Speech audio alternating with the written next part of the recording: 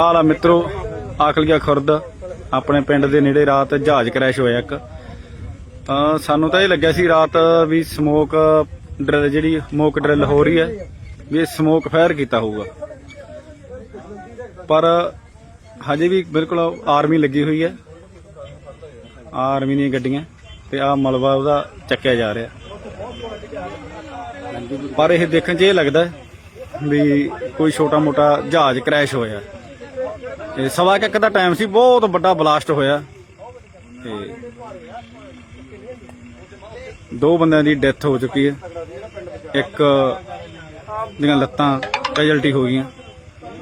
ਉਹ ਜਹਾਜ਼ ਡਿੱਗਣ ਤੋਂ ਬਸ ਅੱਧਾ ਘੰਟਾ ਬਾਅਦ ਲੋਕ ਨੇੜੇ ਆ ਕੇ ਦੇਖਣ ਲੱਗ ਗਏ ਸੀ, ਤਾਂ ਕਰਕੇ ਉਹਦੇ ਵਿੱਚੋਂ ਇਹ ਚੀਜ਼ ਹੋਈ ਆ। ਆਹ ਦੇਖੋ ਮਲਬਾ ਚੱਕਿਆ ਜਾ ਰਿਹਾ ਇੱਥੋਂ।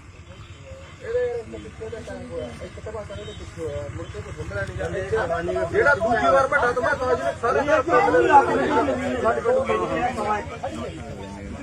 ਚਿਗਾੜੇ